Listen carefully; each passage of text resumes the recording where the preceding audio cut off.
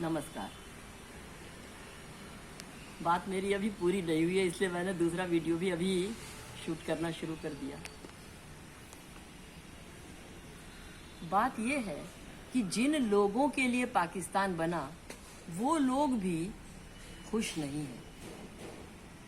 श्री प्रकाश जी ने वहां ये महसूस किया कि भारतीय हिस्से से पाकिस्तान जाने के उत्साह में जो मुस्लिम आबादी पाकिस्तान पहुंची उसके लिए न तो कोई स्थान था और न ही कोई रोजगार।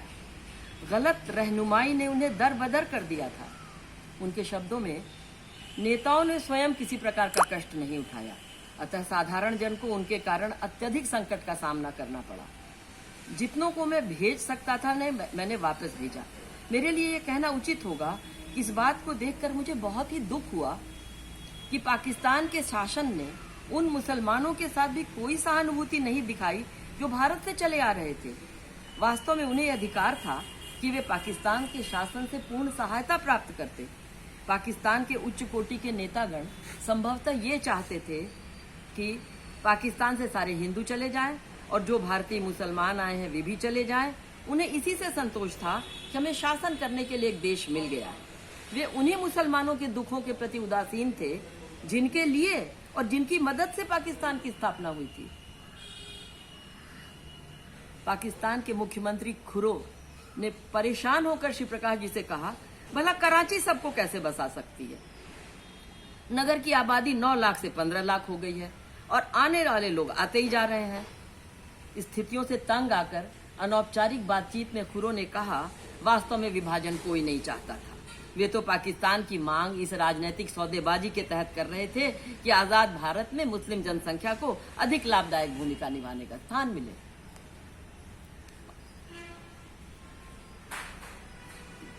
ये सारी बातें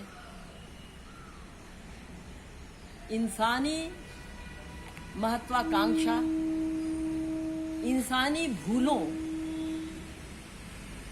और इंसानी पीड़ाओं का एक महाकाव्य है। यशपाल की एक पुस्तक है 2 हिस्सों में, झूठा सच और वतन और देश। ये पुस्तक अप्रतिम पुस्तक है। विभाजन के संबंध में जो घटनाएं घटी, वहां का सामाजिक ताना बाना, एक जुड़ा हुआ समाज कैसे बिखरा और किस तरह इंसान के अंदर का पशु किस बर्बरता से बाहर निकल आया, ये सारा वर्णन झूठा सच पढ़ करके हम लोगों को मिल गया। हमें तब पता चला कि विभाजन की त्रासदी जिन लोगों ने झेली है उन्होंने कितनी पीड़ाएं झेली हैं। मैं तो कहती हूँ हर व्यक्ति झूठा सच जरूर पढ़ डाले यशपाल का, तब उसे पता चलेगा कि ये विभाजन जिसके बारे में हम अखबारों में पढ़ते हैं, शायद हम सिर्फ मेरे लिए वो एक न्यूज है, उसको जिन लोगों ने भोगा है उन्होंने इसको किस शिद्दत से भोगा है, किस मुसीबत से भोगा है। और जब वो लोग अपने देश से दरबदर हुए भी तो उनके दिलों में वो अपनी जगह, अपनी पुरानी जगह धड़कती रही। असगर वजाहत का एक नाटक है, बहुत ही खूबसूरत नाटक है, जिन लाहौर नहीं देखा वो जमिया ही नहीं। वो नाटक रुला देता है। लाहौर में एक परिवार में सिर्फ माँ बची है और उस माँ की पीड़ा, उस माँ के सारे हेल्यूसिनेशन, उस माँ के कन्विक्शन हमें एक शाश्वत माँ का दर्शन कराते हैं। हमारे कॉलेज में ये नाटक हमने किया था। हमारे सहारनपुर के अदाकार ग्रुप के जावेद सरूहा ने ये नाटक जब किया था तो उन्होंने मुझे रिहर्सल देखने के लिए बुलाया था। उन्होंने उस नाटक के अंतिम दृश्य में कुछ तरमीम भी कर दी थी। नाटक को देख उन्होंने कहा हमें आपका फीडबैक चाहिए। उस नाटक को देखते देखते हम रोना शुरू हो गए। बाद में उन्होंने पूछा, हाँ अब आप बताइए। मैंने कहा रो रहे हैं, हमारे आंसू मेरा फीडबैक है। उसके बाद जब हमारे कॉलेज में एनुअल फंक्शन के लिए नहीं, यूनिवर्सिटी की प्रतियोगिता के लिए नाटक करने की बात आई तो मैंने जावेद सरोहा के ही हम शरण में गए और हमने कहा कि भाई हमारे स्टूडेंट को लेके आप बनाएं। और इतना खूबसूरत वो नाटक हुआ, जो देखता था उसको रो पड़ता था और वो बेस्ट नाटक चुना गया और अंतर विश्वविद्यालय के लिए भी चयनित हुआ। यानी कितनी गजलें, कितने किताबें, कितनी विश्लेषणात्मक पुस्तकें लिखी जा चुकी हैं विभाजन पर। असली मुद्दे की बात कोई नहीं कहता है कि क्यों हुआ विभाजन और विभाजन से क्या कोई समस्या सुलझी? श्री प्रकाश जी और जब लेजिस्लेटिव असेंबली के मेंबर थे तो वहां पे एक किताब, एक पुस्तिका लाई गई। रहमतुल्लाह उसके लेखक थे और उसमें पाकिस्तान शब्द की अवधारणा का वर्णन किया गया था। उस पुस्तक को देख के अनेक लोग कहने लगे ये क्या बकवास है। कुछ लोग हंस पड़े और जिन्ना साहब तो सबसे ज्यादा हंसे। उन्होंने कहा ये क्या बात है, this is completely unbelievable, not acceptable. बाद में वही जिन्ना साहब पाकिस्तान के समर्थक बन गए, क्योंकि कई स्तरों पर कांग्रेस के द्वारा भी अनेक भूलें हुई, लोगों को शामिल करने का प्रयास नहीं किया गया, ऐसा मुझे लगता है। श्री प्रकाश ये जिन्ना साहब के घर एक बार गए जब वो असेंबली के मेंबर थे, और ये उन्होंने अपनी पुस्तक Pakistan birth and early days में लिखा है, इसका वर्णन किया है। उन्होंने कहा कि मुझे आपसे बात करनी है। उन्होंने कहा नहीं तुम जरूर आओ, तुम जरूर आओ। जब श्री प्रकाश जी वहां पहुंचे तो जिन्ना साहब शराब के बहुत शौकीन थे और दूर पूरी कतार की कतार बहुत ही खूबसूरत और महंगी वाइन की बोतलें और ये सब कुछ लगा हुआ था। श्री प्रकाश जी शराब नहीं पीते हैं, तो जिन्ना साहब ने कहा चलो मैं तुम्हारे लिए कुछ और मंगवाता हूँ। श्री प्रकाश जी ने कहा जिन्ना साहब आपको तो पाकिस्तान मिल जाएगा, लेकिन हमारा देश तो बढ़ जाएगा, हम लोग तो टूट जाएंगे। उन्होंने कहा श्री प्रकाश तुम मेरी बात समझो, पाकिस्तान बनने से हमारे भाईचारे में कोई कमी नहीं आएगी, हमारी सारी समस्याएं हल हो जाएंगी। लेकिन जब पाकिस्तान बना तो समस्याएं हल होने के बदले विकरालतम रूप में सामने आ गई। श्री प्रकाश जी जब उच्चायुक्त पद से विदा लेने के लिए विदा ले रहे थे तो वो फातिमा जिन्ना से भी मिलने पहुंचे। जिन्ना साहब का देहांत हो चुका था। फातिमा जिन्ना ने कहा मुझे नहीं मालूम भाई क्यों चाहते थे, मुझे तो नहीं समझ में आता है कि हम हिंदू मुसलमान एक साथ क्यों नहीं रह पाए, लेकिन तुम हमेशा ये कोशिश करना कि दोनों कौमों में मोहब्बत बनी रहे, दोनों देशों में मोहब्बत बनी रहे। यानी अपने अंतिम दिनों में जो लोग बड़ी बड़ी भूलें, बड़े बड़े आंदोलनों का संचालन करते हैं, वो भी, उन्हें भी इल्हाम होने लगता है कि हाँ ये गलत हुआ।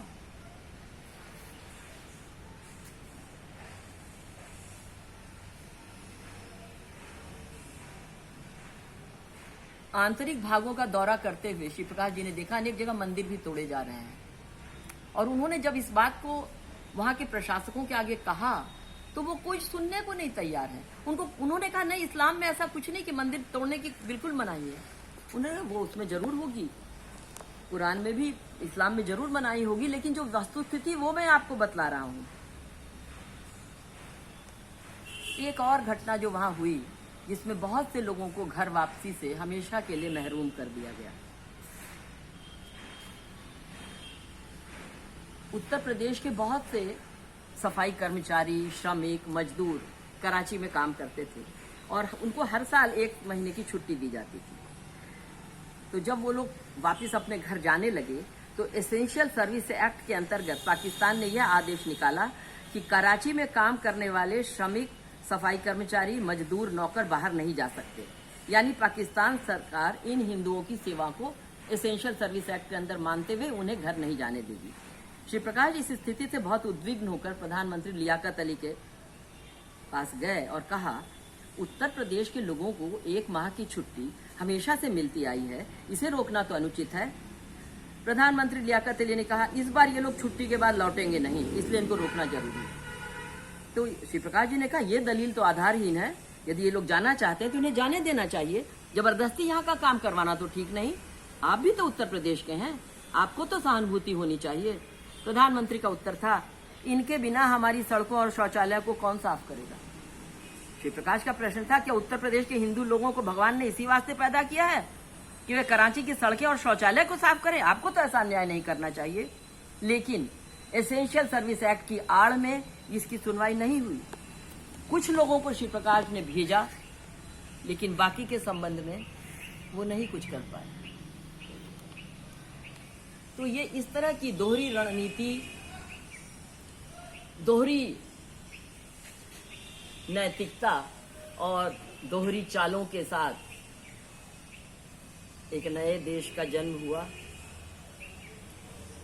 भारत जाने वाले लोगों की संख्या बढ़ती जा रही थी, धनी हिंदू अपनी संपत्ति की रक्षा के लिए कराची में रुके हुए थे, लेकिन कभी कभी वे आधी रात को श्री प्रकाश जी के पास चले आते थे और कहते थे मुझे फौरन आदेश पत्र दे दीजिए जिससे हम हवाई जहाज से चले जाएं। उनका कहना था अगले दिन उन्हें शायद गिरफ्तार कर लिया जाए। श्री प्रकाश आदेश और पत्रादि इत्यादि सब अपने बिस्तर के पास रखकर सोते थे ताकि तुरंत वो लिख दिया करें, और इस तरह वो बहुत से लोगों की मदद कर पाए। एक बार इस संबंध में एक मनोरंजक घटना भी घटी। एक महिला गर्भवती थी और उनकी स्थिति को देखते हुए उनको क्यू से अलग आगे लाकर उनका आदेश पत्र जारी कर दिया गया। अगले दिन श्री प्रकाश जी ने देखा कि अनेक महिलाएं गर्भावस्था में खड़ी हैं। वो निश्चय ही वास्तविक रूप से गर्भवती नहीं थी, लेकिन चूंकि उनको प्रिविलेज मिला था इसलिए उन्होंने ऐसा किया। इस संबंध में एक बात और भी महत्वपूर्ण है कि जब जिन्ना जी का देहांत हुआ उसके संबंध में भी बहुत सी बातें रहस्यमय ही रह गई। सारी बातें सिर्फ उनकी बहन फातिमा जिन्ना को मालूम थी, क्योंकि वही अंतिम क्षण तक उनके साथ थी। 11 सितंबर के तीसरे पहर जिन्ना विशेष हवाई जहाज से क्वेटा से कराची आए। जहाज फौजी हवाई अड्डे मौरीपुर पर उतरा। उनकी बहन कुमारी फातिमा जिन्ना साथ थी। आमतौर पर उनके आने की सरकारी सूचना दी जाती थी और मंत्रीगण, उच्चाधिकारी, राजदूत, उच्चायुक्त सभी हवाई अड्डे पर उनके स्वागत के लिए उपस्थित रहते थे। आश्चर्य की बात यह थी कि इस बार कोई सूचना नहीं दी गई। उनके साथ हवाई जहाज में कोई डॉक्टर या नर्स भी नहीं थे। कराची में रेड क्रॉस के प्रमुख श्री जमशेद मेहता ने श्री प्रकाश को बाद में बताया, उन्हें शाम को सूचना मिली कि किसी बीमार व्यक्ति के लिए रेड क्रॉस के एम्बुलेंस वैन की जरूरत है। उन्होंने गाड़ी दे दी। उसी गाड़ी में जिन्ना 5:30 बजे राजभवन पहुंचाए गए। करीब 7:30 बजे उनका देहांत हो गया। तब भी किसी को सूचना नहीं दी गई। शाम को फ्रांस के राजदूत की पार्टी भी हुई। सभी बड़े अधिकारी, विदेशी प्रतिनिधि, राजनीतिक नेतागण वहां थे। जिन्ना के नाम जामे सेहत भी पिए गए और उसके बाद एक अन्य जगह औपचारिक रात्रि भोज भी हुआ, लेकिन किसी को भी कायदे आजम की मौत की सूचना नहीं दी गई। 12 सितंबर प्रातः 4 बजे भारतीय उच्चायुक्त के फोन की घंटी बजी। श्री प्रकाश ने फोन उठाया। पाकिस्तान शासन के विदेश सचिव ने जिन्ना की मृत्यु की सूचना दी और कहा कि उत्तराधिकारी तय हो गए हैं, आप अनुमति पत्र बना दें तो हवाई जहाज द्वारा उन्हें दिल्ली से लाया जाए। ख्वाजा नाजिमुद्दीन कार्यवश दिल्ली आए हुए थे। श्री प्रकाश ने उसी समय अनुमति पत्र बनाया।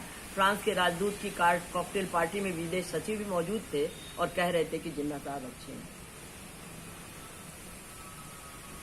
कायदे आजम जिन्ना अपने अंतिम दिनों में स्वयं ही अपने प्रश्नों के उत्तर देने में असमर्थ हो रहे थे। उनकी मृत्यु के बाद उनकी पुत्री श्रीमती नेविल वेडिया बंबई से उनके अंतिम संस्कार में शामिल होने आई। शादी के बाद अपने पिता से उनका संपर्क नहीं के बराबर था। उनकी शादी से उनके पिता खुश नहीं थे और कुछ दिनों बाद बंबई के एक पारसी वकील श्री प्रकाश के पास आए और जिन्ना साहब के वसीयतनामे के संबंध में होने वाली कार्यवाही उनके सुपुर्द की। और उन्होंने बताया कि जिन्ना साहब अपना बंबई का मकान और कराची का एक मकान अपनी बहन फातिमा जिन्ना को दे गए और मासिक भत्ते का भी प्रबंध कर गए। नेविल वाडिया स्वयं बहुत धनी है, पर जिन्ना उन्हें भी बहुत कुछ दे गए। अपना बाकी धन उन्होंने भारत स्थित बहुत सी शिक्षण संस्थाओं को दिया जहां वे स्वयं पढ़े या जिससे वे किसी न किसी रूप में जुड़े हुए थे। तो क्या लगता है, हिंदुस्तान का बासी तो आखिर हिंदुस्तान का बासी ही रह गया ना। उसने अपनी जिंदगी में बहुत सी भूलें की और बहुत से लोगों को हमेशा के लिए बर्बाद कर दिया, चाहे वो यहाँ के लोग हो चाहे वहां के लोग हो। और पाकिस्तान ने भी उन्हें उस तरह से नहीं स्वीकार किया जिस तरह पाकिस्तान से आने वाले हिंदुओं को हमारे समाज ने स्वीकार किया। वहां वो लोग हमेशा महाजिर ही बने रहे और इसी महाजिर होने की त्रासदी झेलने के लिए उन्होंने एक अपने मुल्क का बंटवारा कराने में अपना अच्छा खासा योगदान दिया। जोश मलिहाबादी की आत्मकथा है यादों की बारात, और उसमें जोश साहब की जो पीड़ा, आत्ममंथन और किस तरह वो पाकिस्तान गए और वहां से बेजार होके वापस आए, ये सारी घटनाएं पढ़ने लायक है। मौका मिले तो जरूर पढ़िएगा। नमस्कार।